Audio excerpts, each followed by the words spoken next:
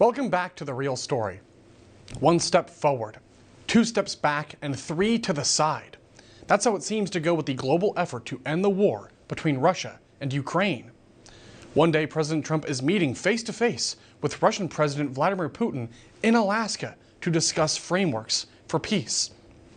Then, less than 3 days later, he's meeting with Ukrainian President Volodymyr Zelensky at the White House to do the same thing.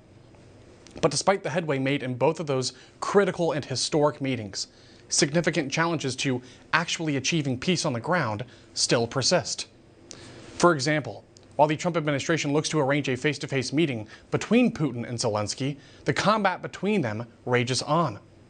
Even on Sunday, which is the same day that Ukraine celebrates its independence from the Soviet Union, Ukrainian forces reportedly struck a reactor at one of Russia's largest nuclear power plants with a barrage of drones. This plant is located in the town of Kursk, which is roughly 40 miles north of the border with Ukraine. And Russia claimed to have shot down 95 of the drones that were deployed.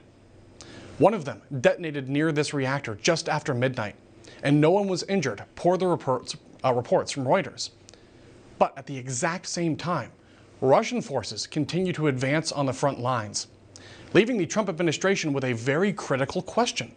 What exactly will it take to get both countries to end this war? Well, one option on the table is economic punishment through sanctions. The U.S. currently has extensive sanctions on Russia, and the issue of whether or not the Trump administration will place even more on them recently came up during an interview with his vice president, J.D. Vance. In fact, he was asked if more sanctions are off the table for Russia, prompting him to say this. The sanctions aren't off the table, but we're going to make these determinations on a case-by-case basis. What do we think is actually going to exert the right kind of leverage to bring the Russians to the table? Now, you said sanctions were not going to lead to a ceasefire. I think that's obviously correct. If you look at the way the Russians have conducted themselves, they don't want a ceasefire. They don't want a ceasefire for complicated reasons. We, of course, have pushed for a ceasefire, but again, we don't control what Russia does. If we did, the war would have been over 7 months ago. What we do believe, though, is that we continue to have a lot of cards. The President of the United States has a lot of cards left to play to apply pressure to try to bring this conflict to a close, and that's what we're going to do.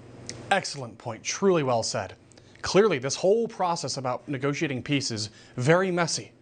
However, negotiation is only one of 2 options available for ending the war, with the other one being a military victory for either side. And that's exactly why the Trump administration is investing so much time and energy into this process. And that's what VP Vance spoke about in the same interview. First of all, the Ukrainians are going to ultimately make the determination about where you draw the territorial lines in their own country. But Kristen, this is how wars ultimately get settled. If you go back to World War II, if you go back to World War I, if you go back to every major conflict in human history, they all end with some kind of negotiation. We're actually not active parties in the negotiation. We're effectively mediating. We're trying to mediate the Ukrainians and the Russians to come to some agreement. If the Ukrainians are willing to say something on territory that brings the conflict to the close, we're not going to stop them. We're also not going to force them because it's not our country. We're trying to play a constructive role. The president is trying to play a constructive role to bring peace to the region, but he's not going to force these parties to walk through the door. All he can do is open the door and ask them to negotiate in good faith. So where exactly does that leave things? Well, here to help us answer that important question is today's next guest. So joining us now to discuss is Davis Younts, a U.S. Army veteran and military defense attorney at Younts Law. Davis, thank you for being here. Hey, it's an honor to be here. So it's an honor to have you, by the way. So you were on the show about 2 weeks ago, and I asked you, first question, are you optimistic about President Trump's chances of ending this war finally? I want to ask you now, almost 2 weeks later, are you still optimistic?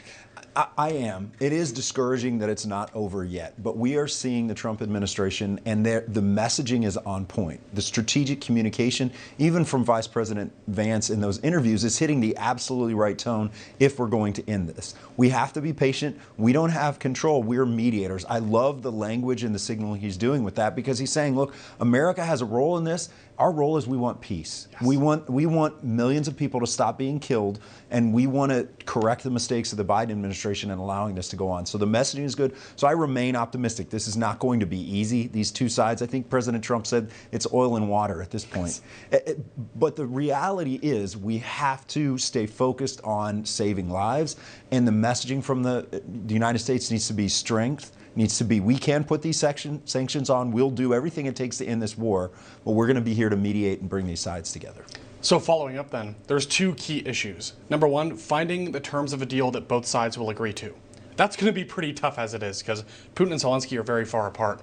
But in the short term, we have to figure out what can we do to bring both sides to the table, because these peace talks have stalled. We saw historic summits on last Friday, or the one before that, and then Monday, but now things are at a standstill. So what do you think it's going to take to bring them both to the table once again and say, we need to resume these talks?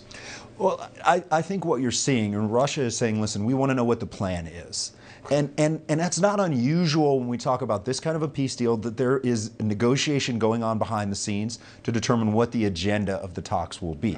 So we don't get to see that necessarily. That's going to be held very secretive. But right now, what should be happening, what I believe is happening, is they're putting the agenda together so that both sides can walk into it knowing what they're going to have to give up. And really, the final negotiation is really going to be, honestly, for the cameras, I think, once we get there. So that's why I remain optimistic, because I do think behind the scenes there's a lot of negotiating going on.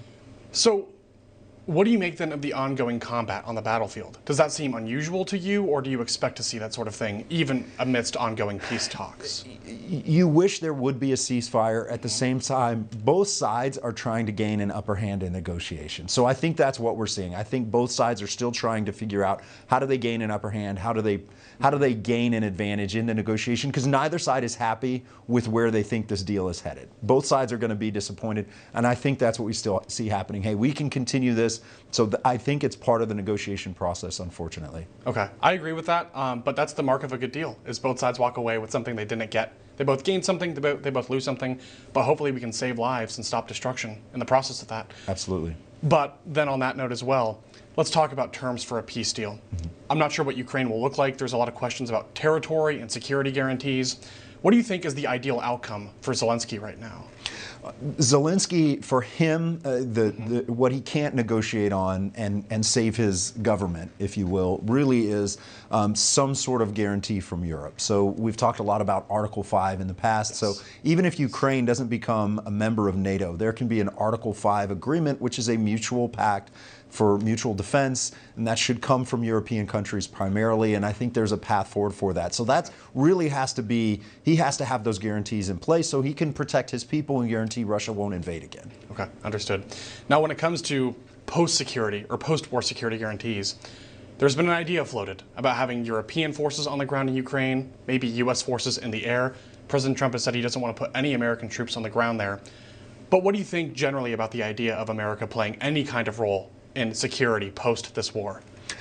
I don't want to see us have boots in the ground there. I think we have, we have spent the last 2 decades with boots on the ground in conflicts that haven't had a good outcome for America, and that haven't really been America first. So until we secure our border and we secure our cities, we shouldn't be investing in protecting other nations' borders. However, there is a path where we do have assets in Europe. It does make sense that we have some level of input on what a peace deal looks like and a security guarantee looks like. But again, if Europe steps up to the plate, they actually contribute to their own defense and to the defense of other democratic nations in Europe, there is a path there for them to support Ukraine. Okay. Now let's talk about zones of possible agreement between Russia and Ukraine. Is there anything where you think maybe they can come to the table and actually agree on something moving forward? I think Crimea is just done as part of the negotiation. That was given up by President Obama in 2014. That's been negotiated away. So I think we start with that. Again, keep in mind, Russia controls 20% of what was Ukraine. That's a lot of land, that's a lot of territory to divvy up. But look at Crimea and look at pathways to that, and then there's going to be fights over some areas that are rich in minerals as well. Understood. Then final question for you. This is, maybe it seems out of left field, but a lot of people are talking about looking into the future, thinking maybe one day we could actually see a situation where Ukraine and Russia become allies or friends or work together in some way, and we can think about a durable, lasting peace for them. Do you think there's any possibility of something like that ever coming to fruition?